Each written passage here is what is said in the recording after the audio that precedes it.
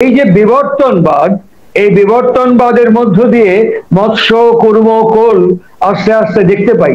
আর তার ভেতর থেকেই প্রথম সম্পূর্ণ মানবিক সংস্কার সম্পন্ন জীবনের প্রত্যেকটি ক্ষেত্রে, জীবনের প্রত্যেকটি মুহূর্তে আমাদের জীবনকে যাপন করতে গিয়ে যা যা আমাদের কাছে প্রয়োজনীয় নিত্য জীবন যাপনের জন্য তাকে কেমন মর্যাদা, কেমন ভাবে তাকে মর্যাদায় সংবর্ধিত করে তুলতে পারা যায়, শ্রীরামচন্দ্রের জীবনের মধ্য দিয়ে আমরা প্রথম দেখলাম যে সামগ্রিকভাবে ব্যক্তি থেকে রাষ্ট্রধর্ম পর্যন্ত এই মর্যাদা পুরুষোত্তম তার মর্যাদাকে সংবর্ধন করেছেন এবং সংরক্ষণ করে সংবর্ধিত করে তুলেছেন। সেই কারণেই আমরা শ্রীরামচন্দ্র থেকে শ্রী শ্রী ঠাকুর অনুকূল চন্দ্র পর্যন্ত এই পুরুষোত্তমবাদকে বিশ্বাস করি। পুরুষোত্তমবাদ বড় অপূর্ব। শ্রী শ্রী ঠাকুরকে কোনো এক ভক্ত জিজ্ঞাসা করেছিলেন, আপনার পূর্বাচার্য কারা, আপনার পূর্বাচার্য কে? শ্রী শ্রী ঠাকুর নিঃসংকোচে মুহূর্তের মধ্যেই বললেন, শ্রীরামচন্দ্র থেকে শ্রী রামকৃষ্ণ পর্যন্ত প্রত্যেকেই আমার পূর্বাচার্য, এরাই আমার আগের অবতার। এই কথা তিনি বলেছিলেন। অবতার বলতেই ঠাকুরকে প্রশ্ন করা হয়েছিল, অবতার বলতে আপনি কি বোঝেন? শ্রী শ্রী ঠাকুর অনুকূল চন্দ্র বললেন, অবতার বলতে আমি বুঝি অবতরণ করা। আর সেই হিসেবে আপনারা প্রত্যেকেই এক একটি অবতার, আপনারা প্রত্যেকেই এক একটি অবতার।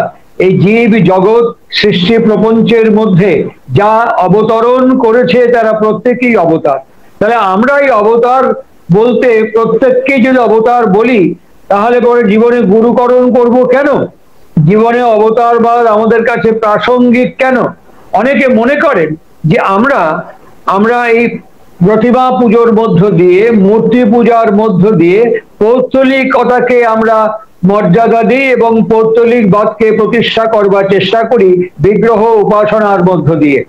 শ্রী শ্রী ঠাকুর অনুকূল চন্দ্র বলেছিলেন, যে মূর্তিকে আমরা পূজা করি, যে বিগ্রহকে আমরা পূজা করি, তিনি কোনো একটা সময়ে মূর্ত হয়ে উঠেছিলেন বলেই আমরা সেই মূর্তিকে স্মৃতিতে, কল্পনায়, চেতনায় জাগ্রত করে তুলে তৎকেন্দ্রিক জীবন যাপনে অভ্যস্ত হয়ে ওঠার চেষ্টা করি। আর তার ভেতর থেকেই তিনি আমাদের কাছে রিভিলড হন, পুনর্জাগরিত হন, তার রিলিগারেশন হয়, পুনর্যোজনা আমাদের মধ্যে হয়। একে রিলিজিয়ান বলা যেতে পারে। এই রিলিজিয়ান এবং ধর্মের মধ্যে যে বিস্তর পার্থক্য, রিলিজিয়ান এবং ধর্মের মধ্যে যে বিরাট তফাৎ, তাকে শ্রী শ্রী ঠাকুর ডিসটিংগুইশ করেছেন, ডিফারেন্সিয়েট করেছেন এবং পরিচ্ছন্নভাবে আমাদেরকে জানিয়ে দিয়েছেন। সেই কারণেই তিনি বিশ্বাস করতেন যে শ্রীরামচন্দ্র থেকে শ্রী শ্রী ঠাকুর অনুকূল চন্দ্র পর্যন্ত প্রত্যেকেই অবতার এবং প্রত্যেকেই একই অস্তিত্বের যুগ, সময়, কাল, সমাজ এ অনুযায়ী এক একটা প্রেক্ষিত পটভূমির বিশিষ্ট বিগ্রহ হিসেবে তারা আবির্ভূত হয়েছেন, অবতরণ করেছেন। অবতার আমরা যদি হয়ে থাকি আমাদের জীবন যাপনের সঙ্গে, তার জীবন যাপনের যে পার্থক্য, আমাদের জীবন যাপনের সঙ্গে তার জীবন যাপনের যে তফাৎ, এখানেই প্রমাণ করে যে তিনি আমাদের সমগ্র পুরুষের মধ্যে সর্বোত্তম ব্যক্তিত্ব বলেই তাকে পুরুষোত্তম বলে চিহ্নিত করা হয়। কিন্তু আশ্চর্য, একই সময়ে অনেক সাধক, নেতা, পাবক এবং সিদ্ধ ব্যক্তিত্বের আগমন ঘটে। যেমন শ্রী শ্রী ঠাকুর অনুকূল চন্দ্রের আবির্ভাবের প্রাক পর্বে আমরা দেখেছি সাধক হরনাথকে বাঁকুড়ার মাটিতে আবির্ভূত হতে। আমরা লক্ষ্য করে দেখেছি যোগীরাজ শ্যামাচরণ লাহিড়ীকে অবতীর্ণ হতে। এরকম অসংখ্য সাধক, পাবক, নেতা পুরুষ যারা অবতরণ করেছেন পৃথিবীতে। শ্রী শ্রী ঠাকুর জিজ্ঞাসা করেছিলেন ঠাকুরকে যে অনেক ভক্তজন পুরুষোত্তম আবির্ভূত হওয়ার ফলেও তাকে গ্রহণ করতে পারেন না কেন পুরুষোত্তম বলে। শ্রী শ্রী ঠাকুর বলেছিলেন, যারা জন্মগ্রহণ করেছেন, অবতরণ করেছেন, তাদের অভীষ্ট লক্ষ্যে যারা গমন করেছেন, তারা তৃপ্ত হয়েছেন, প্রীত হয়েছেন এবং সেখানে তাদের অহং তৃপ্ত হয়ে গেছে। আর এই অহং যখন তৃপ্ত হয়ে যায়, জীবন যখন তৃপ্ত হয়ে যায়, তখন আর অন্বেষণ থাকে না, অন্বেষণ স্তব্ধ হয়ে যায় বলে তারা সেইখানেই সীমাবদ্ধ হয়ে যান।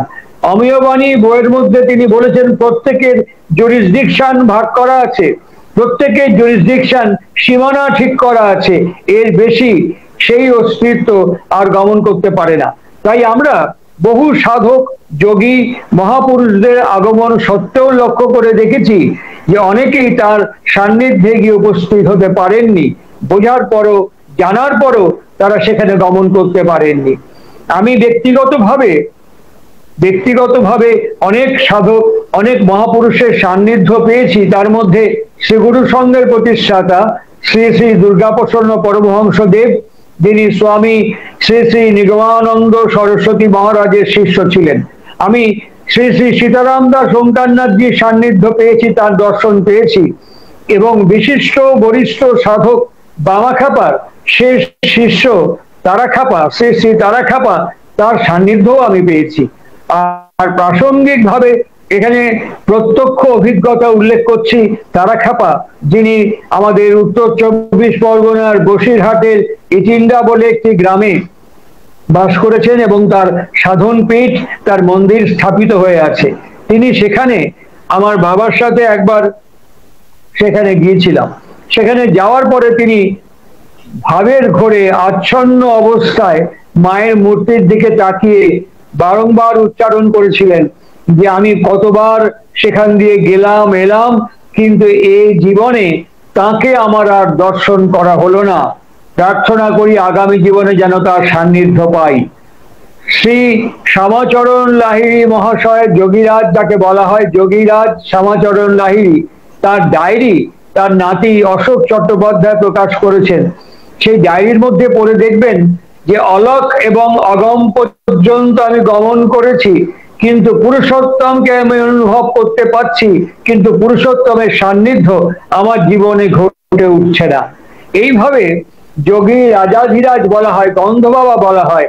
আমাদের ভারতবর্ষের অন্যতম বিখ্যাত বরিষ্ঠ শ্রদ্ধেয় প্রণম্য ব্যক্তিত্ব বেনারসের ডক্টর গোপীনাথ কবিরাজ মহাশয়, যার শিষ্যত্বকে স্বীকার করেছিলেন, তার নাম হচ্ছে যোগী রাজাধিরাজ শ্রী বিশুদ্ধানন্দজি পরমহংস।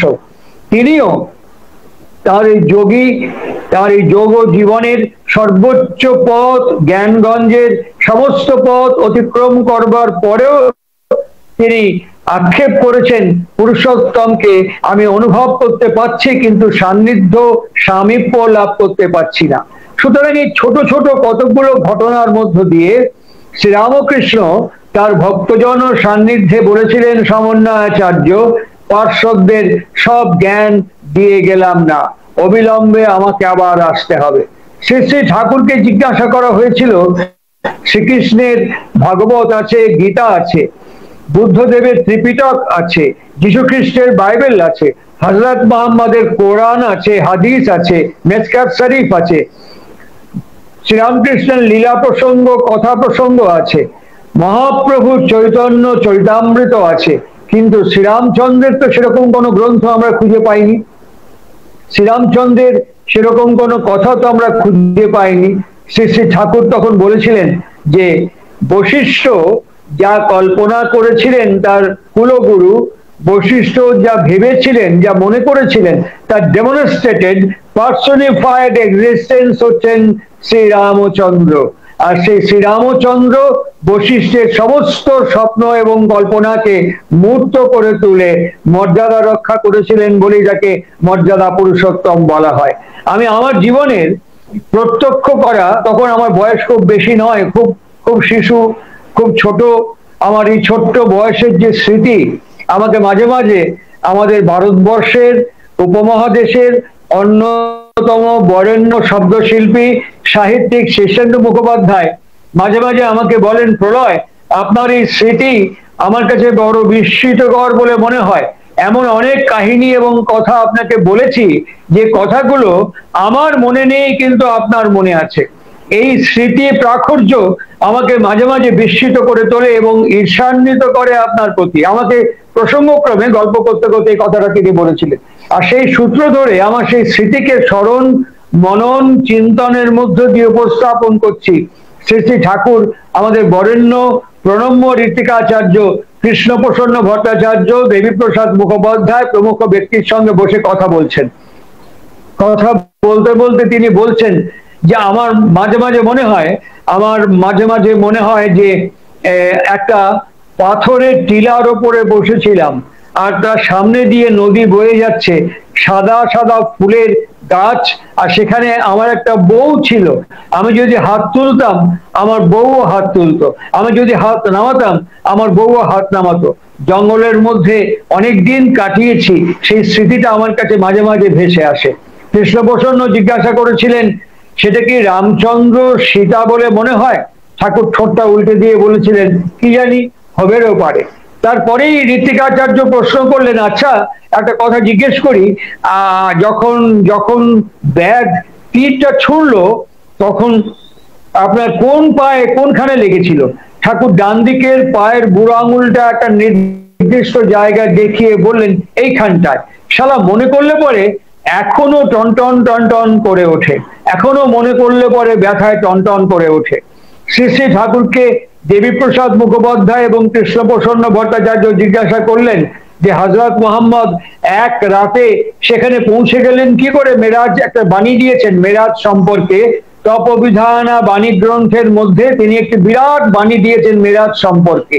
সেই মেরাজ বাণীটা শেষ হওয়ার পর জিজ্ঞাসা করেছিলেন যে এক রাতে হযরত মুহাম্মদ সেখানে পৌঁছে গেলেন কি করে?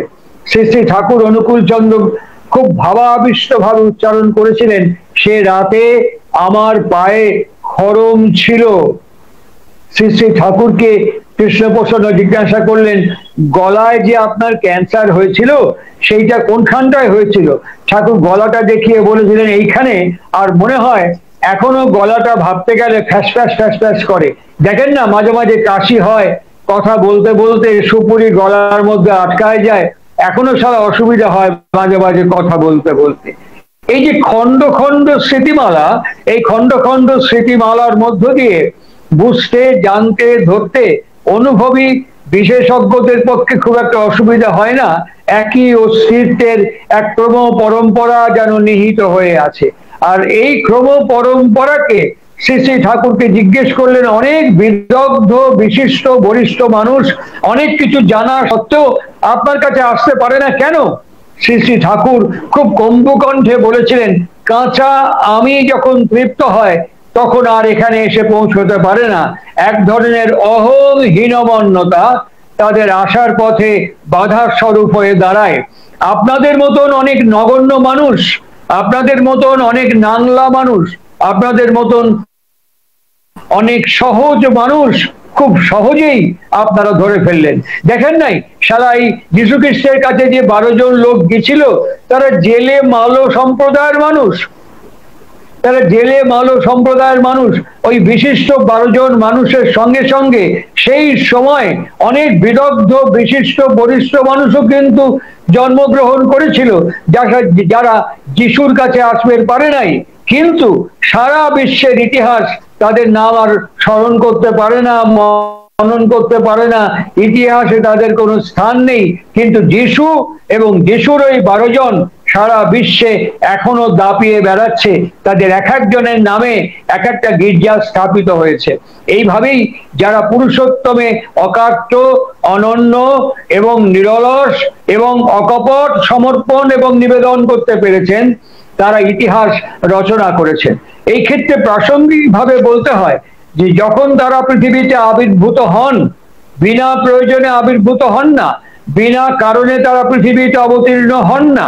তাদের আবির্ভাবের সঙ্গে সঙ্গে একটা ঐতিহাসিক, একটা সামাজিক, একটা ভৌগোলিক, একটা আর্থিক, একটা পারিবেশিক, একটা রাজনৈতিক, একটা ঐতিহাসিক সমস্ত দিকগুলো একসঙ্গে সম্মিলিত হয়ে তাদের প্রয়োজনকে অবশ্যম্ভাবী করে তোলেন তাদের অবতরণ করবার জন্য। সেই কারণেই আমরা দেখতে পাই শ্রীরামচন্দ্রের আবির্ভাব কালে একভাবে অসুর এবং একভাবে দানব সম্প্রদায় কি তীব্র অত্যাচার সৃষ্টি করেছিল সমস্ত বিশ্ব প্রপঞ্চ জুড়ে। দেবাসুরের সংগ্রাম, যেখানে মহারাজ দশরথ পর্যন্ত গিয়ে ইন্দ্রকে সাহায্য করতে বাধ্য হয়েছিল, সেই বিরাট একটি অসম, অসম্মিলিত, অপরিশীলিত, অমার্জিত সমাজ ব্যবস্থার মধ্যে মর্যাদা পুরুষোত্তমের আবির্ভাব ঘটেছে। আর পুরুষোত্তম শ্রী রামচন্দ্রের জীবনকে যদি বিশ্লেষণ করে দেখতে পারা যায়, খুব সুখের জীবন ছিল না। রাজধর্মকে প্রতিষ্ঠা করবার জন্য তিনি তার ব্যক্তি ধর্মকে পর্যন্ত বিসর্জন দিয়ে তার স্ত্রীকে পরিত্যাগ করতে বাধ্য হয়েছিলেন। মহারানী সীতাকে তিনি বাল্মীকির আশ্রমে পরিত্যাগ করতে বাধ্য হয়েছিলেন রাজধর্মের মর্যাদা, রঘুকুলকে সম্মানিত করে রাখার জন্য। মহাভারতে আমরা দেখতে পাই যে সেই সময় জরাসন্ধ, শিশুপাল, কংস ইত্যাদি বিভিন্ন নরক ইত্যাদি বিভিন্ন রাজা এবং অসুর দানব সম্প্রদায়ের মানুষের আবির্ভাব একটা মাৎসান্যায় পর্বকে সৃষ্টি করেছিল, যেখানে শ্রীকৃষ্ণের আবির্ভাব অত্যন্ত প্রাসঙ্গিক এবং প্রয়োজনীয় হয়ে পড়েছিল। ত্রেতা যুগের শ্রীরামপুত্র লব এবং কুশ, এই ইতিহাস বলে কুশের সাম্রাজ্য দাপর যুগ পর্যন্ত প্রায় ছিল, তারপরেই সেটা অবক্ষয় হয়ে যায় এবং অবক্ষয় হয়ে যাওয়ার পরে এই মাৎসান্যায় পর্ব সৃষ্টি হয়। সেই সময় আচার্য গর্গ, এই গর্গের সান্নিধ্যে অগণিত সাধক তাপস বৃন্দ, এই গর্গ কিন্তু খুব সামান্য মানুষ নয়, এই আচার্য গর্গ একজন বরিষ্ঠ বিদগ্ধ ঋষি, তাপস, মহাসিদ্ধ সাধক। এই গর্গের প্রার্থনায় একসময় পুরুষোত্তম শ্রীকৃষ্ণের অবতরণ ঘটে। আর শ্রীকৃষ্ণের অবতরণের মধ্য দিয়ে আমরা একযোগে যেমন বিচ্ছিন্ন ভারতকে অবিচ্ছিন্ন ভারতে পর্যবসিত হতে দেখি, ঠিক প্রাসঙ্গিক ভাবে সমান্তরাল ভাবে আমরা দেখতে পাই যে অসম, অসম্মিলিত যে সমাজ ব্যবস্থা, সেখানে একটা সুনিষ্ঠ ন্যায় ধর্ম প্রতিষ্ঠিত হতে, সেখানে ব্যক্তি থেকে রাষ্ট্র পর্যন্ত, দাম্পত্য থেকে ব্যক্তি জীবন পর্যন্ত, রাষ্ট্র জীবন পর্যন্ত একটা সম্মিলিত ভাবকে আমরা প্রত্যক্ষ করতে পারি। ভগবান বুদ্ধের আবির্ভাবের সময় আমরা দেখতে পাই খুব একটা বিশেষ লাভ তখন ঘটেনি। বুদ্ধদেব চলে যাওয়ার পরে, বুদ্ধদেবের অবতরণ করে তার মহাপ্রস্থানের পরে দীর্ঘদিন ডরমেন্ট হয়ে গিয়েছিল সমস্ত আন্দোলনটা। সম্রাট অশোক যখন আবার বৌদ্ধ ধর্ম গ্রহণ করলেন, সেই বৌদ্ধ ধর্ম গ্রহণ করার পর থেকে আবার তার ক্রমব্যাপ্তি এবং ক্রমপ্রসার সমগ্র বিশ্বের মধ্যে সঞ্চারিত হয়ে গেল। শ্রী শ্রী ঠাকুর বলেছিলেন যে সম্রাট অশোক সব করেছেন, কিন্তু বুদ্ধের এই বিবাহ নীতিকে ভালো করে বুঝতে পারেননি। তিনি যেগুলো রূপক প্রতীক আকারে চিহ্নিত করে গিয়েছিলেন তাকে ভালো করে ধরতে পারেননি। মৌদগল্যায়ন এবং সারিপুত্র, আনন্দ প্রমুখ ব্যক্তিবর্গ তাকে তখন আর সেই সময় উপস্থিত না থাকার ফলে সম্রাট অশোক তার নিজের মতন করে বৌদ্ধ ধর্মকে পরিবেশিত করেছিলেন। তার ফলেই একটা ভয়ঙ্কর বিপর্যয়, বৌদ্ধ ধর্ম একটা সাম্প্রদায়িক শক্তিতে পরিণত হয় এবং বৌদ্ধ ধর্মের মধ্যে হীনযান এবং মহাযান দুটো ভাগ বিভক্ত হয়ে পড়ে। এইভাবেই পরম্পরা অনুযায়ী যীশু খ্রিস্টের সময় তো আমরা দেখতে পাই যে যীশু খ্রিস্ট যখন আবির্ভূত হন, তখন যে সাম্রাজ্য, যে সামাজিক রাজনৈতিক প্রেক্ষাপট তৈরি হয়েছিল, সেখানে যীশু খ্রিস্টের আগমন এবং তার প্রতি সমর্পিত ভক্তজনের যে ক্রম বিকাশ, তার ফলে একটা পরিশীলিত সমাজ ব্যবস্থা যেমন তৈরি হয়, যীশু খ্রিস্টের মহাপ্রস্থানের পর দেখতে পাই প্রোটেস্ট্যান্ট এবং ক্যাথলিক এই দুটো সম্প্রদায়ের সৃষ্টি হয়ে যায়।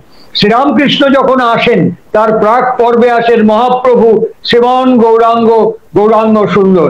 এই গৌরাঙ্গ সুন্দরের সময় যে বৈদেশিক আক্রমণ এবং যে অসংস্কৃতি আমাদের আর্য সংস্কৃতিকে ধ্বংস করবার, যে আর্য সংস্কৃতিকে বিচ্ছিন্ন করবার এবং নির্মূল করবার এক হীন প্রচেষ্টা শুরু করেছিলেন, সেইখান থেকে শ্রীমন মহাপ্রভু তার আন্দোলনকে শুরু করেছিলেন। একদিকে যেমন জ্ঞান, একদিকে তেমনই কীর্তনের মধ্য দিয়ে প্রচুর ব্রাহ্মণ্যবাদের যে অত্যাচার, তৎকালীন সমাজে ব্রাহ্মণ সম্প্রদায়ের যে বিকৃতি, ব্রাহ্মণ সম্প্রদায়ের যে ব্যভিচার, ব্রাহ্মণ সম্প্রদায়ের যে হীনমন্য অস্পৃশ্যতার প্রবর্তন, তার ভেতর থেকে তিনি আচণ্ডাল প্রেম বিতরণ করে সমস্ত সমাজ ব্যবস্থাকে একত্রিত করবার চেষ্টা করেছিলেন। আর এই একত্রিত করবার মধ্য দিয়ে আমরা দেখতে পাই একটা অখণ্ড সুন্দর সাম্রাজ্য প্রতিস্থাপিত হলো। শ্রীরামকৃষ্ণের অবতরণের প্রেক্ষাপটে আমরা দেখতে পাই সেখানে অনেক সাধক মুনি তপস্বীগণ জন্মগ্রহণ করেছেন। একদিকে যেমন তৈলঙ্গ স্বামীর মতন, আর একদিকে তেমন বিজয়কৃষ্ণ গোস্বামীর মতন, একদিকে লোকনাথ বাবার মতন, একদিকে কেশবচন্দ্র সেনের মতন ব্রাহ্ম নেতা, রবীন্দ্রনাথের মহর্ষি পিতৃদেব দেবেন্দ্রনাথের মতন ব্যক্তিত্ব, অসংখ্য ব্যক্তিত্ব একদিকে আবির্ভূত হয়েছেন, যারা বিজ্ঞ, প্রাজ্ঞ, সাধক, তাপস, আবার সমান্তরাল ভাবে ডিরোজিওর মতন একটি অসাম্প্রদায়িক উদার চেতা মানুষ, যিনি মানুষের মধ্যে সাম্য এবং নব আন্দোলন, নব জাগরণের প্রবক্তা হিসেবে যিনি আমাদের কাছে আবির্ভূত হয়েছিলেন। আমরা দেখতে পাই সেই যুগে পাণ্ডিত্যের ক্ষেত্রে বিরাট সাগরের মতন বিদ্যাসাগর, আমরা দেখতে পাই বিশ্বের বিখ্যাত কবি রবীন্দ্রনাথের মতন অস্তিত্ব, আমরা দেখতে পাই বিশিষ্ট একজন মানুষ রাসবিহারী দাসের মতন একজন ব্যক্তিত্ব। সেই তুলনামূলক বিশ্লেষণে নরেন্দ্রনাথ দত্ত, বিশ্বনাথ দত্ত এবং ভুবনেশ্বরী দত্তের আত্মজ নরেন্দ্রনাথ দত্ত জ্যেষ্ঠ সন্তান, কিন্তু কলকাতা বিশ্ববিদ্যালয়ের ফার্স্ট বয় ছিলেন না। ফার্স্ট বয় ছিলেন রাসবিহারী দাস, যিনি দি উইজডম বলে একটি বই লিখেছিলেন, এবং জার্মানিতে যে বইটির আজও কদর আছে, জার্মানিতে যে বইটি আজও পাঠ্য হিসেবে অনেক জায়গায় অনেক বিশ্ববিদ্যালয়ে পঠিত হয়, দ্য উইজডম বলে একটি বই, সেই রাসবিহারী দাসের নাম এখন যদি জিজ্ঞাসা করা যায় গোটা বিশ্বে অনেক মানুষ তাকে চেনেন না, জানেন না, অনেক মানুষের কাছে সেটা হারিয়ে গেছে। কিন্তু সামান্য গুটি কয়েক 11-12 জন লোক, যাদের তৎকালীন সমাজ জীবনে কোনো প্রতিষ্ঠা ছিল না, যাদের তৎকালীন সমাজ জীবনে কোনো মর্যাদা ছিল না, যাদের তৎকালীন সমাজ জীবনে অভাব, দারিদ্র এবং নানা রকম সামাজিক প্রতিকূলতার মধ্য দিয়ে অগ্রগমন করতে হয়েছে, এই নিবেদিত এবং সমর্পিত এই 11-12 জন মানুষ বিশ্ব আন্দোলন সৃষ্টি করে তারা একটা সময়ে শ্রী রামকৃষ্ণ আন্দোলনকে বিশ্বব্যাপী প্রসারিত করে তুলেছিলেন। শ্রী রামকৃষ্ণ দেবের মহাপ্রস্থানের পর আমরা প্রত্যক্ষ করি ডক্টর শঙ্করী প্রসাদ বসু 7টি খণ্ডে বিবেকানন্দ এবং সমকালীন ভারতবর্ষ বলে একটি গ্রন্থ রচনা করেছেন। এই শঙ্করী প্রসাদ বসুর বইয়ের 2য় খণ্ডে আমরা দেখতে পাই যে সেই সময় শ্রী রামকৃষ্ণ আন্দোলন 18টা ভাগে বিভক্ত হয়ে গিয়েছিল, 18টি সম্প্রদায়ে বিভক্ত হয়ে গিয়েছিল। তার মধ্যে কিন্তু শ্রী রামকৃষ্ণ মঠ মিশন এবং শ্রী রামকৃষ্ণ বেদান্ত মঠ, এই দুটি এখন টিকে আছে, আর সব আছে, নেই বলবো না, কিন্তু খুব স্থিমিত ভাবে আছে। সুতরাং এই প্রসঙ্গক্রমে একটি কাহিনী আপনাদের কাছে উপস্থাপিত করছি। সেই সময় শ্রী বিবেকানন্দ যখন নরেন্দ্রনাথ দত্ত, তার জ্ঞাতি শরিক শ্রী রামচন্দ্র দত্ত, শ্রী শ্রী রামকৃষ্ণের অন্যতম একনিষ্ঠ বরিষ্ঠ ভক্ত সজ্জন, তিনি হাত ধরে নরেন্দ্রনাথ দত্তকে দক্ষিণেশ্বরে নিয়ে গিয়েছিলেন শ্রী রামকৃষ্ণের কাছে। সেই রামচন্দ্র দত্ত একটা ছোট্ট তত্ত্বমঞ্জরি বলে একটা ছোট্ট পুস্তিকা বার করেছিলেন। তার মধ্যে তিনি বলেছিলেন যে তিনি সব সাধনা সম্পন্ন করে গেছেন, বিভিন্ন পথে, বিভিন্ন মতে, বিভিন্ন ধারণায় তিনি সমস্ত সাধনা সম্পন্ন করেছেন। সুতরাং আমাদের আর নতুন করে সাধন ভজন করবার কোনো প্রয়োজন নেই। তিনি অবতার, তিনি ভগবান, তিনি সাকার মূর্তি, নিরাকার ঈশ্বরের একমাত্র সাকার মূর্তি শ্রীরামকৃষ্ণ। এই বলে কলকাতা শহরে 30টা সভা তিনি করেছিলেন। তার মধ্যে Manmohan theatre, star theatre, Srirangam theatre, এগুলো ভাড়া করে তিনি এই অবতারবাদকে প্রতিষ্ঠা করেছিলেন। আর এই অবতারবাদ প্রতিষ্ঠিত যখন হচ্ছে, তখন বিদেশের মাটিতে শ্রী বিবেকানন্দ বিদেশের মাটিতে এই সংবাদটি পেলেন। পেয়ে শ্রী রামচন্দ্র দত্তকে একটা ছোট্ট চিঠি লিখেছিলেন। আমার চিঠিটা সম্পূর্ণ মুখস্থ নেই, মনে নেই, ভাবার্থটা আমি খালি পরিবেশন করছি। তিনি বলেছিলেন, রামদাদা গো, বলি সূর্য আকাশে ওঠে, সূর্য আকাশে ওঠে, সূর্যের আকাশে ওঠার সঙ্গে সঙ্গে সূর্য কিন্তু আমাদেরকে হাত দিয়ে ডেকে দিয়ে বলে না কখনো আমি আকাশে উঠেছি, ভোর হয়েছে, তোমরা উঠে পড়ো। সূর্যের উত্তাপ অত দূর থেকে আমাদের ত্বককে তাপ দিয়ে স্পর্শ করে, আর সেই সূর্যের উত্তাপের তাপ আমার ত্বকে স্পর্শ করার সঙ্গে সঙ্গে আমার ঘুম ভেঙে যায়, চেতনা জাগ্রত হয়ে ওঠে। বলি, তুমি তাকে দেখেছো, আমি তাকে দেখেছি, আমরা তাকে দর্শন করেছি, আমরা বুঝি তিনি কে, কিন্তু কিন্তু মানুষ তো তাকে দেখেনি, মানুষ তো তাকে বোঝেনি, মানুষ তো তাকে জানে না। আর মানুষ যখন তাকে দেখেনি, বোঝে না বা জানে না, তখন মানুষ তাকে কেমন করে গ্রহণ করবে? যদি কেউ তার সম্পর্কে কোন রকম মন্তব্য করেন, যদি কেউ তার সম্পর্কে কোনো বিরূপ মত প্রকাশ করেন, তাহলে পরে আমার এবং তোমার কি কষ্ট লাগবে না? আমি বলি কি, যা বুঝতে পেরেছো সাধন ভজন তপশ্চর্যার মধ্য দিয়ে, সেই সত্যকে মানুষের মধ্যে প্রকটিত করে তোলো। তোমার মধ্যে তিনি জাগ্রত হয়ে উঠুক, আমার মধ্যে তিনি জাগ্রত হয়ে উঠুক। চিঠির ভাবার্থ ছিল এইরকম। তিনি হরি মহারাজকে একটি চিঠি লিখছেন, বিদেশের মাটি থেকে লিখছেন, বলি হরি, গ্রামে গ্রামে ঘুরে ঘুরে যাও, গিয়ে দেখো এখনো হরিসভা আছে, আটচালা আছে, সেখানে যেসব ন্যাড়ানেড়ির কীর্তন হচ্ছে তারা বোঝে না, কিন্তু মানুষের কাছে না বোঝা সত্য পরিবেশন করছে। তাদেরকে গিয়ে মানুষের কাছে গিয়ে পৌঁছাও, সেই জায়গাগুলো দখল নাও, সেই জায়গাগুলোতে গিয়ে তাদের কাছে সত্য পরিবেশন করো, তিনি আবার আসবেন। এই তিনি আবার আসবেন, এইটি যুগে যুগে কালে কালে বারে বারে প্রত্যেক মহামানব কিন্তু উচ্চারণ করে গেছেন। আর তাদের আসবার আগে, তাদের অবতরণ করবার আগে, যেমন কোন মিনিস্টার গেলে পরে পাইলট কার আগে চলে যায়, যেমন কোন মিনিস্টার আসার আগে অসংখ্য পুলিশ এবং প্রশাসনের আধিকারিক বৃন্দ ছড়িয়ে পড়ে, ঠিক সেই রকম অবতার বিশিষ্ট পুরুষোত্তম তেমনতর দুরাচার্য যখন আবির্ভূত হন, তখন তার আগে অনেক সাধক পাবক নেতা পুরুষের, সাধ্যায় পুরুষের, আচার্য পুরুষের আগমন এবং অবতরণ ঘটে। তারা মানুষের মধ্যে সেই ভাবকে বিস্তৃত করে তোলবার চেষ্টা করেন, তারা মানুষের মধ্যে সেই বোধকে জাগ্রত করে তোলার চেষ্টা করেন। আর সেই বোধকে জাগ্রত করে দেওয়ার পরে যাদের সুকৃতি থাকে, যাদের সেই সৌভাগ্য থাকে, সুকৃতি কেমন করে আসে? সু মানে মঙ্গল এবং কল্যাণ, কৃতি মানে করা। এই বিহিত করার মধ্য দিয়ে যখন মানুষ অগ্রগমন করে, তখনই তারা পুরুষোত্তমের সান্নিধ্যকে পায়। আপনারা বা আমি মনে করব না যে আমরা হঠাৎ আয়েসে ঠাকুর অনুকূল চন্দ্রকে পেয়েছি। ঠাকুরের কাছে শুনেছি যে আমাদের পিতৃমাতৃকুলের পূর্বপুরুষগণের এমনতর তপস্যা এবং সাধনা ছিল, যে তপস্যা এবং সাধনার মধ্য দিয়েই, সেই সুকৃতি সুকর্মের মধ্য দিয়ে আমরা পৃথিবীতে অবতরণ করেছি। বুঝতে অসুবিধা হয় না যে শ্রী শ্রী ঠাকুর অনুকূল চন্দ্র তিনি আসার পর বর্তমান সমাজে যারা সাধক, যারা তাপস, এমন অনেক মনীষী বৃন্দ আছেন যারা শিষ্যদের দীক্ষা দিচ্ছেন, শিষ্যদের দীক্ষা গ্রহণ করাচ্ছেন, দীক্ষা নিচ্ছেন, কিন্তু দীক্ষা নেওয়ার সঙ্গে সঙ্গে জাতি নির্মাণের জন্য বিবাহ একটি প্রাসঙ্গিক, শিক্ষা একটি প্রাসঙ্গিক, প্রজনন একটি প্রাসঙ্গিক। যেখান থেকে মানুষ জন্মায়, মানুষ তো কারখানা তৈরি হয় না, মানুষ জন্মায়। তাহলে ভালো মানুষ কেমন করে জন্মাবে? যেমন জীবজন্তুর ক্ষেত্রে আমরা এক্সপেরিমেন্ট করছি, আমরা কৃষি ক্ষেত্রে এক্সপেরিমেন্ট করছি, উচ্চ ফলনশীলতার দিকে এক্সপেরিমেন্ট করছি। সুতরাং মানুষের ক্ষেত্রে কেমন করে ভালো মানুষ জন্মাবে, সেই বিষয় কিন্তু সেই শিষ্যবর্গকে সকলে অনুপ্রাণিত, উৎসাহিত, উদ্বেলিত এবং পরিশীলিত করে একটা স্বচ্ছ পরিচ্ছন্ন জ্ঞান কিন্তু প্রদান করছেন না।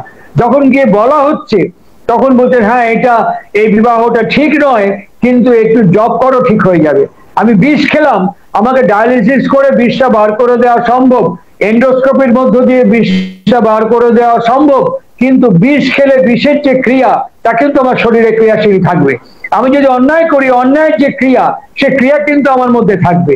এই বিষয়ে যে আগে থেকে স্বচ্ছ বোধ, স্বচ্ছ জ্ঞান, স্বচ্ছ ধারণা প্রদান করা সম্ভব হতো, তাহলে পরে কিন্তু সমাজ ব্যবস্থা, রাষ্ট্র ব্যবস্থা একটা সুন্দর, স্বচ্ছ, পরিশীলিত, মার্জিত রূপ পরিগ্রহ করতে অসুবিধা হতো না। আমাদের বিশ্বজনীন সার্বভৌমত্ব ক্ষেত্রে আমাদের কোনো অসুবিধা হতো না।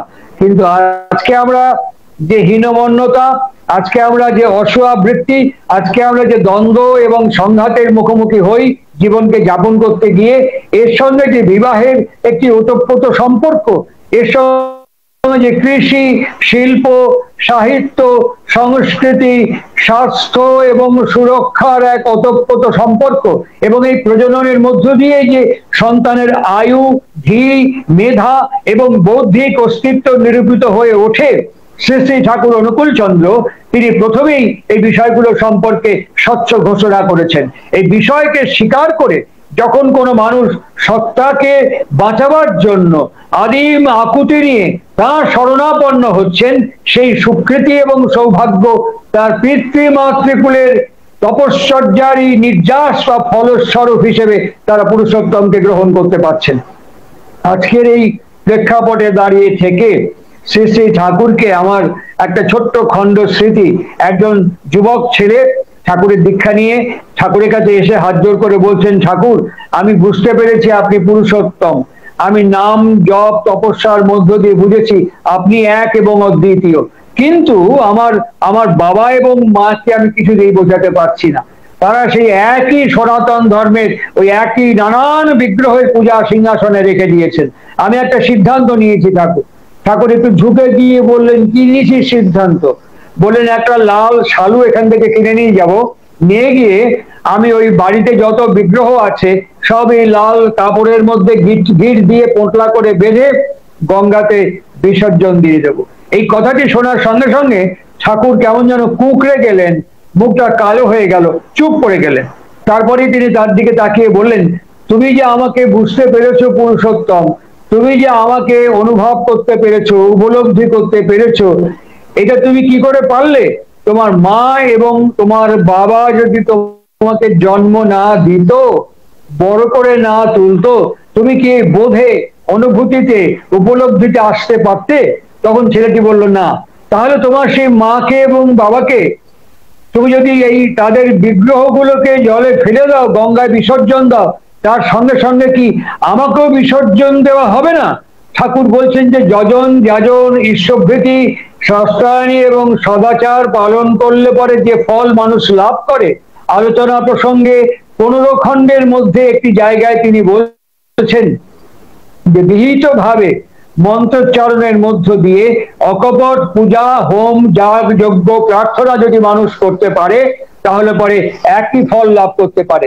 এবার প্রশ্ন হচ্ছে, এই যে হোম, যাগ, যজ্ঞ আমরা করি, এই যে আমরা বিভিন্ন পূজা পার্বণ করি, এই পূজা পার্বণের মধ্য দিয়ে ধ্যান ও মন্ত্র যে আমরা উচ্চারণ করি, লক্ষ্মী বা সরস্বতী, দুর্গা বা কালী, নারায়ণ বা শিব, যারই আমরা ধ্যান মন্ত্র উচ্চারণ করি, তার মধ্যে কি থাকে? তার গুণ, তার ঐশ্বর্য, তার সামগ্রিকত্ব ধ্যান মন্ত্রের মধ্যে থাকে। ওই ধ্যান মন্ত্র উচ্চারণ করলাম আর আমি আমার খুশি মতন চললাম। ঠাকুর ছোট্ট বাণী দিয়ে বললেন, খেয়াল মাফিক ভজলি গুরু, হতে মানুষ হলি গরু। সুতরাং এই খেয়াল মাফিক যদি আমি আমার মতন ভজনা করতে যাই, তাহলে এই নারায়ণ বিহিত পথ যদি অনুসরণ না করি, শিব নির্দিষ্ট পথ যদি অনুসরণ না করি, ঋষির নির্দিষ্ট পথ যদি অনুসরণ না করি, তাহলে বিকৃতির সম্ভাবনা থেকে যায় বেশি। তাই অন্যান্য সাধক, নেতা, পাবক এবং সিদ্ধাই আচার্য বা সাধ্যায়ী গুরুদের সঙ্গে পুরুষোত্তমের পার্থক্য এবং তফাৎ এইখানেই, তারা পুঙ্খানুপুঙ্খ ভাবে ভ্রূণ থেকে মহাবিশ্ব পর্যন্ত একটা পরিচ্ছন্ন ব্যাকরণকে প্রদান করে যান। একদম ভ্রূণ থেকে এক্টোপ্লাজমিক রেঞ্জ পর্যন্ত একটা পরিচ্ছন্ন রোড ম্যাপ তারা আমাদের কাছে দিয়ে যান, যে রোড ম্যাপটাকে ফলো আপ করলে পরে একটা মানুষের জীবনে স্বচ্ছ, দুরন্ত, চলন্ত, ভরন্ত এক ক্রমাগতি তাকে অনন্তত্বের পথে সমাসীন করতে সক্ষম হয়ে ওঠে। শ্রী শ্রী ঠাকুর অনুকূল চন্দ্রের কাছে থেকে বুঝতে পেরেছি কৃষ্ণপ্রসন্ন ভট্টাচার্য তার নানা প্রসঙ্গে 4টে খণ্ডের মধ্যে বহুবার প্রশ্নের মধ্য দিয়ে বলছেন যে এই হোমের তাৎপর্য কি, এই যজ্ঞের তাৎপর্য কি। শ্রী শ্রী ঠাকুর অনুকূল চন্দ্র কত সহজ সরল সুন্দর ভাবে আমাদের কাছে ব্যাখ্যা করে বলছেন, আমরা এই হোম এবং যজ্ঞের মধ্যে বেশ কয়েকটা মন্ত্র উচ্চারণ করি। ইদং অগ্নয়ে স্বাহা, এটা আমরা সব জায়গায় পুজোতে বললাম, হোম করতে গিয়ে বললাম। অগ্নি কাকে বলে? আমরা দেখলাম আগুন জ্বলছে, তাকে অগ্নি বলে না, তাকে বলে না। ঠাকুরকে একজন প্রশ্ন করলেন, আমরা যদি শাস্ত্র পাঠ করি, আমরা যদি বেদ পাঠ করি, আমরা যদি উপনিষদ পাঠ করি, শাস্ত্র আলোচনা করি, তাহলে কি আমাদের অগ্রগমন ঘটবে না? শ্রী শ্রী ঠাকুর আলোচনা প্রসঙ্গে 19 খণ্ডের মধ্যে বলছেন যে হ্যাঁ, তোমরা শাস্ত্র আলোচনা করতে পারো, কিন্তু আচার্যের সন্নিধানে সামীপ্যে থেকে শাস্ত্র আলোচনা করো।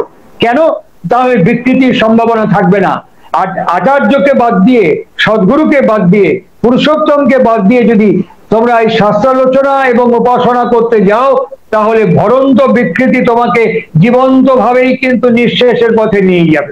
কেমন করে নিয়ে যাবে? দেখুন, ইদং অগ্নয়ে স্বাহা, আমরা আজীবন শুনে আসছি।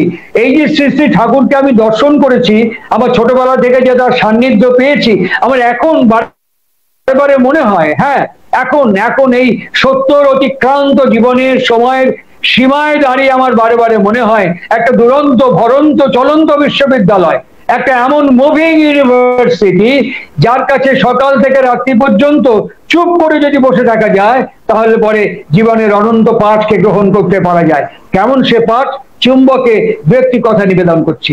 ঠাকুর জিজ্ঞাসা করেন, অগ্নি কাক কয় দেখতো দেখি। প্রত্যেকটি শব্দের উৎপত্তির স্থলে তিনি আমাদেরকে পৌঁছে দিয়েছেন। অগ্নি কথাটা এসছে অনগ ধাতু থেকে। অনগ, অনগ মানে হচ্ছে যা আমাদেরকে এগিয়ে নিয়ে যায়, তাহলে ইদং অগ্নয়ে স্বাহা, তাহলে এই অগ্নয়ে স্বাহা আমাকে কোথায় এগিয়ে নিয়ে যাবে, কোন দিকে এগিয়ে নিয়ে যাবে, তার যদি সুনির্দিষ্ট লক্ষ্য, গন্তব্য, মার্গ আমার কাছে উন্মোচিত না হয়ে থাকে, তাহলে শুধু আগুন জ্বালানো আর ঘি পোড়ানোই সার হবে। কাজের কাজ আমার জীবনে কিছু হবে না, সময় ক্ষেপণ হয়ে যাবে। কোথায় নিয়ে যাবে আমাকে, কেমন করে নিয়ে যাবে আমাকে, কি নিয়ে যাবে আমাকে, এ বিষয়ে কিন্তু স্বচ্ছ কোনো ধারণা আমাদের নেই। আমরা যখন ওখানে ঘি পোড়াই, ইদং হবি বলে আমরা দিলাম, এই ঘি দেওয়ার সঙ্গে সঙ্গে আগুনটা প্রজ্বলিত হয়ে উঠলো। আগুনটা যখন প্রজ্বলিত হয়ে উঠলো, তখন আমাদের ওই ইদং হবি আমরা দিলাম। তারপরেই বললাম ইদং সোমাভ্যাঙ্গ সোহা। এই সোম কাকে বলে আমরা ভালো করে বুঝতে পারি না। সোম বলতেই ঠাকুর অনুকূল চন্দ্র বলেছিলেন পরিপাক এবং পরিতুষ্টি। যজ্ঞের ফল হচ্ছে সম্বর্ধনা, পরিপাক এবং পরিতুষ্টি। এই যে পরিপাক এবং পরিতুষ্টি, আমি আমার জীবনকে কেমন করে পরিপাক করব, কি পরিপাক করব, আমার বৃত্তিকে কি করে পরিপাক করব। সনাতন ধর্মের সঙ্গে, সনাতন ধর্মের শ্রীমৎ ভাগবত আমাদের কাছে যা উন্মোচন করেছেন মহর্ষি ব্যাস, আর কয়েকদিন বাদেই গুরু পূর্ণিমা, মহর্ষি ব্যাসের আবির্ভাব দিবস। এই মহর্ষি ব্যাস সেই সময় শ্রীকৃষ্ণের সময় ছিলেন, যিনি অষ্টাদশ পুরাণ রচনা করেছেন। এই অষ্টাদশ পুরাণ রচনা করবার পরেও, তার নিরস বিষণ্ণ মুখ, তার এই নিরস এবং বিষণ্ণ মুখকে দেখে একদিন নারদ জিজ্ঞাসা করছেন, হে মহর্ষি, আপনার এই বিষণ্ণ নিরসতা কেন? তিনি বলছেন, আনন্দ পাচ্ছি না। তখন মহর্ষি ব্যাসকে দেবর্ষি নারদ অভিজ্ঞান প্রদান করে বলছেন, আপনি খালি শুষ্ক তত্ত্ব নিয়ে আলোচনা করেছেন। প্রভু কৃষ্ণের, জনার্দনের, পুরুষোত্তম শ্রীকৃষ্ণের ভাগবত লীলা মাধুর্যকে পরিবেশন করুন, আর এই লীলা মাধুর্য পরিবেশন করতে করতে তিনি আপনার কাছে হয়ে উঠবে। গিয়ে তিনি কোন কথাটি বললেন? তিনি পরিষ্কার ভাবে আমাদের কাছে ঘোষণা করলেন, মহাপুরুষ সংশয়াহা। তাহলে আমি এই যে ব্যক্তি প্রলয় মজুমদার, আমার ভেতরে কাম, ক্রোধ, লোভ, মদ, মোহ, মাৎসর্য, এতগুলো ঐশ্বর্য নিয়ে আমি পৃথিবীতে জন্মেছি। উপনিষদ আমাদেরকে বলছেন পরাঞ্চি খানি, অর্থাৎ তোমার এই ভেতরে যে সম্পদ দিয়ে তোমাকে পাঠানো হয়েছে, এই প্রত্যেকটি সম্পদ সব সময়ের জন্য এক্সেন্ট্রিক, বহির্মুখী। এই প্রত্যেকটি সম্পদ সব সময়ের জন্য তোমার কাছ থেকে ছিটকে বাইরের দিকে চলে যাচ্ছে। কেন এইভাবে পাঠালেন? কেন আমাকে ঈশ্বর পাঠালেন? জগন্নাথ ক্ষেত্র, শ্রীক্ষেত্র পুরীতে ঠাকুর বললেন, সারা জগন্নাথ বিশ্বের নাথ, সৃষ্টির নাথ, তিনি সব কিছু করতে পারেন, কিন্তু তার দুখানা হাত নেই। কেন নেই? দিস ইজ লীলা মাধুর্য, লি এবং লা, গ্রহণ এবং আলিঙ্গন। আমি তোমাকে পৃথিবীতে পাঠিয়েছি আমাকে অনুভব করবার জন্য, আমাকে গ্রহণ করবার জন্য। আমার হাত দুখানা তোমাকে দিয়ে দিয়েছি, তোমার এই দুখানা হাত দিয়ে তুমি আমাকে আলিঙ্গন করো, আমাকে স্পর্শ করো, আমাকে আস্বাদন করো, আমাকে লেহন করো, আমাকে তুমি সর্বত প্রকারে অনুভবে জাগ্রত করে চেতনায় প্রদীপ্ত করে তোলো। এই জন্য তোমাকে দুটো হাত দিয়ে পাঠিয়েছি, আমি দুটো হাত তোমাকে দিয়ে দিয়েছি। সেটি হচ্ছে কি? ইচ্ছা। আমি ইচ্ছা করে হাত বাড়াতে পারি, ইচ্ছা করলে হাত গুটিয়ে নিতে পারি। এই যে এক্সেন্ট্রিক অ্যাটিটিউডকে উপনিষদ শেখাচ্ছেন, কনসেন্ট্রিক অ্যাটিটিউডে কনভার্ট করার নামই হচ্ছে ইনিশিয়েশন। এই এক্সেন্ট্রিক অ্যাটিটিউডকে কনসেন্ট্রিক মুডে কনভার্ট করার নামই হচ্ছে পবিত্র ভাগবত ব্রাহ্মী দীক্ষা। আমরা যখন আমাদের ছেলেকে স্কুলে পাঠাই, যখন স্কুলে পাঠালাম, তখন কোনো বাচ্চা ছেলে প্রথম স্কুলে গিয়ে কিছুতেই মন বসাতে পারে না, কিছুতেই লেখাপড়ায় মন দিতে পারে না। তার এক্সেন্ট্রিসিটিকে আমরা ফিল করতে পারি ছোট্ট শিশুকাল থেকে। আর তখন আমরা কি করি না, ওই রকম শিশুকালে গিয়ে থেকে নানান রকমের কাউন্সেলিং করি, টিচার থেকে নানান ভাবে কাউন্সেলিং করে, আর কাউন্সেলিং করতে করতে আস্তে আস্তে আস্তে আস্তে আস্তে আস্তে তার মধ্যে ইন্টারেস্টকে গ্রো করিয়ে দেওয়া হয়। আর ইন্টারেস্ট যখন একবার গ্রো করে যায়, তখন সে টিউনড হয়ে যায়, এবং টিউনড হওয়ার পরে সে ধীরে ধীরে ধীরে ধীরে তার অগ্রগমন ঘটাতে পারে। একে অগ্নি বলে চিহ্নিত করা হয়, যা আমাদেরকে মার্গ উন্মোচন করে সামনের দিকে এগিয়ে নিয়ে যায়। আমাকে এগিয়ে নিয়ে যাবে কোথায়? আমার বৃত্তি প্রবৃত্তি, কোনো ভালো মেয়েকে দেখে পছন্দ হলো, বিয়ে করলাম, কোনো ভালো ছেলেকে দেখে ভালো লাগলো, বিয়ে করলাম, তার আগাবাস্তলে কিছু জানলাম না, মুহূর্তের মধ্যে ডাইভোর্স হয়ে গেল। এই যে ডিভোর্স হয়ে গেল, আমার যে সন্তান হলো, সন্তান কার? না পেলো বাবা, না পেলো মা। সন্তান কার? না পেলো বাবার স্নেহ, না পেলো মায়ের স্নেহ। তাহলে বিবাহ যে একটা বিজ্ঞান, এটি আমার কাছে স্বচ্ছ যদি না থাকে, আমি যদি প্রতিলোম বিবাহ করে ফেলি, এই প্রতিলোম বিবাহ করবার ফলে আমার যে ফল, আফটার এফেক্ট, সেটা কি হবে, কেমন হবে, কতদূর অগ্রগমন করবে। অনুলোম বিবাহ করলে পরে সেটা ভবিষ্যতে প্রতিলোম বিবাহ হতে পারে, যদি সেই সন্তান তার মাকে, সেই সন্তান তার বাবাকে, সেই সন্তান তার পরিবারকে পরিপুষ্টি না করতে পারে, পরিপাক করতে না পারে, তাহলে সেটা সাংঘাতিক সংঘাত সৃষ্টি হতে পারে।